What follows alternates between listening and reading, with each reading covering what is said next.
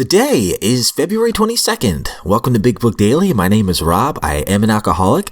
It is a thrill, honor, and joy to be here with you today as we journey through the Big Book of Alcoholics Anonymous and the 12 Steps and 12 Traditions.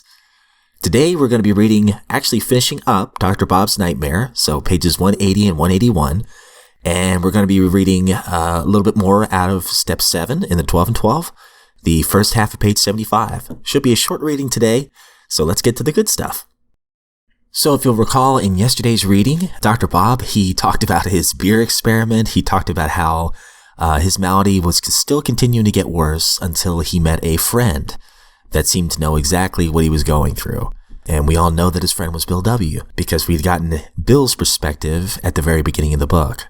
So we find out that June 10th in 1935 was Dr. Bob's very last drink. And if you'll remember, the pioneers of AA, these personal stories, the pioneers, these are all men who were in the early days of AA, the foundational times, that died sober.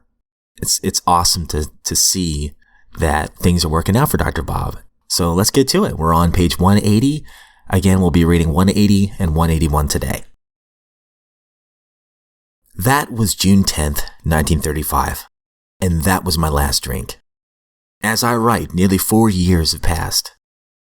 The question which might naturally come into your mind would be, what did the man do or say that was different from what others had done or said? It must be remembered that I had read a great deal and talked to everyone who knew or thought they knew anything about the subject of alcoholism. But this was a man who had experienced many years of frightful drinking, who had had most of all the drunkard's experiences known to man, but who'd been cured by the very means that I've been trying to employ. That is to say, the spiritual approach. He gave me information about the subject of alcoholism, which was undoubtedly helpful. Of far more importance was the fact that he was the first living human with whom I had ever talked, who knew what he was talking about in regard to alcoholism from actual experience. In other words, he talked my language. He knew all the answers, and certainly not because he had picked them up from reading. It is a most wonderful blessing to be relieved of the terrible curse with which I was afflicted. My health is good, and I have regained my self-respect and the respect of my colleagues. My home life is ideal, and my business is as good as it can be expected in these uncertain times. I spend a great deal of time passing on what I have learned to others who want and need it badly.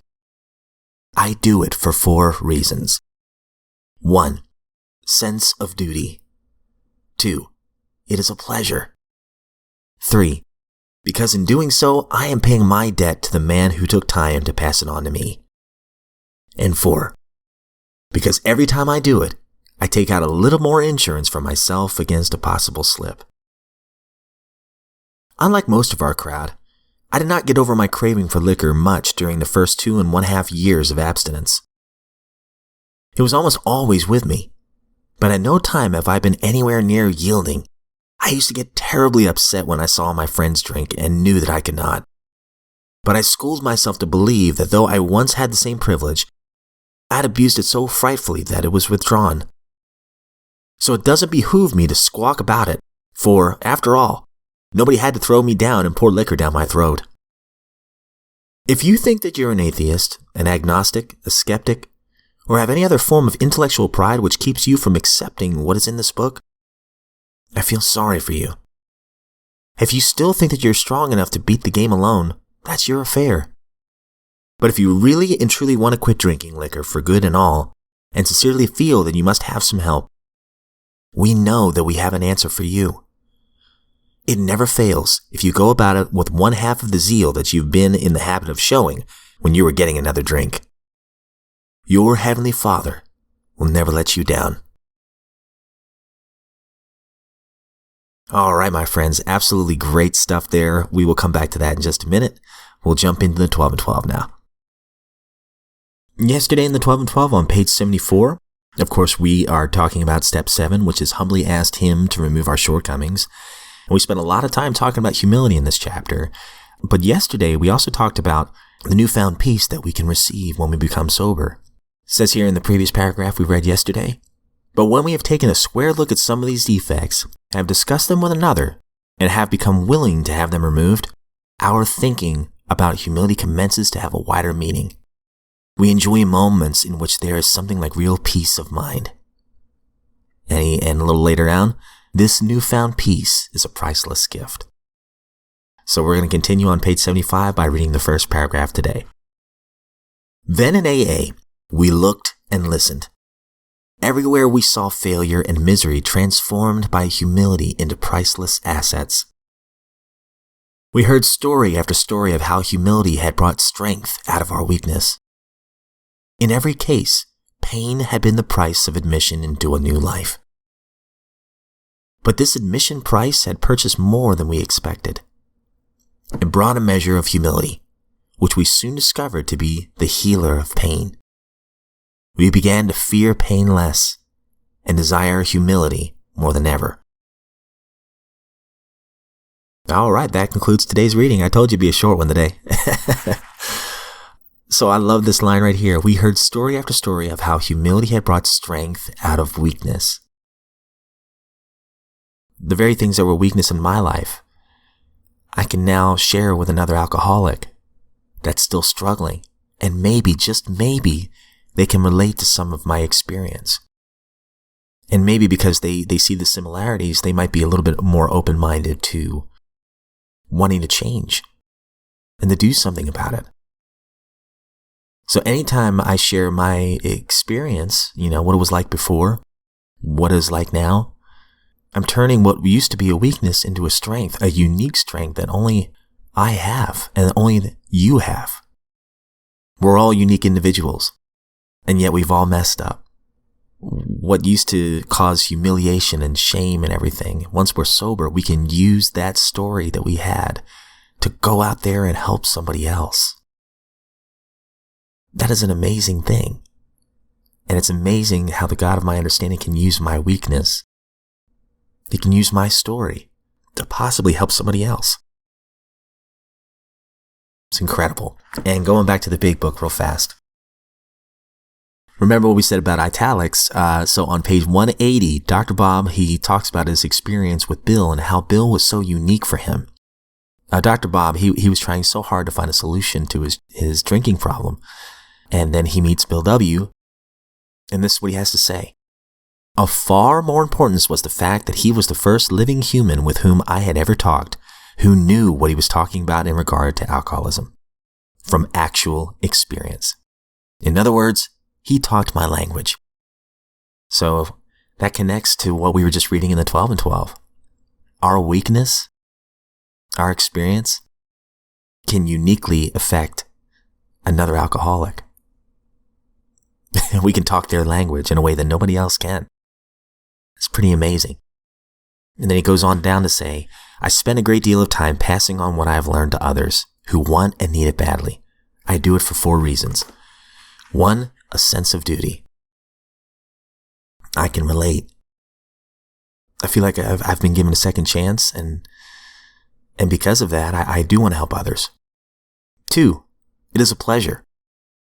It is. It is an absolute pleasure to do this podcast of all things. It's been a pleasure to work with other alcoholics and see people transform over time once they become sober. It's not just a pleasure, it's amazing to see it. It bolsters my faith in my higher power to see other people changing too. 3, because in doing so, I'm paying my debt to the man who took time to pass it on to me. I have had so many men take time out of their day to help me. And for the sake of anonymity, I can't say their names, but there's the man who helped me to look up. He taught me how to look up and be present. There's the man that I always felt comfortable, no matter what embarrassing character defect it was or what embarrassing experience, he never batted an eye. He always was willing to listen. There's another man that, he'll give it to me straight. He'll call me out if I'm being selfish or self-centered. And it stings, but it's exactly what I need to hear to be a better person. The man that helped me with my self-hatred by telling me a story that really just finally opened my eyes. I mean, and there's so many countless others. By me working with another alcoholic or doing this podcast or anything, I'm paying my debt to the ones who took time to help me. And I'm also doing it because I want to do it as an act of gratitude for my higher power. And then finally, number 4, because every time I do it, I take out a little more insurance for myself against a possible slip. Every time I work with another alcoholic or just talk to another alcoholic or anytime I try to carry the message or make a living amends, anytime I'm trying to work the steps, I'm taking a little bit more insurance that I won't have to drink today. There's a guy that I know in recovery. He says, for anybody who relapsed, he's very blunt. He says, "So what step were you working when you relapsed?" And of course, it's a rhetorical question.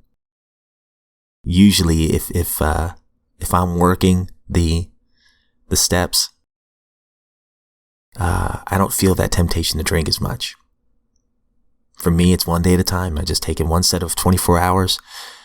How can I work the steps today? How can I carry the message today? Not just to alcoholics, but to anybody, just by my thoughts and actions. How can I carry out my higher powers well instead of my own? So I love these 4. They're so simple, but so powerful. Sense of duty. It is a pleasure, because in doing so, I'm paying my debt to the man who took time to pass it on to me. And because every time I do it, I take out a little more insurance for myself against a possible slip. Absolutely great stuff. And that is it for Dr. Bob's Nightmare. That is it for today's reading. Guys, it is a true honor, thrill, and joy just to be here with you. I don't speak on behalf of AA or any other sect, NA, Al-Anon, anything like that. I'm just a man in recovery, a grateful recovering alcoholic, and I'm just thrilled to be here. And I'm thrilled to be in this lifeboat of recovery. And I'm thrilled that you joined me here today. And my friends, I am looking forward to seeing you back here tomorrow.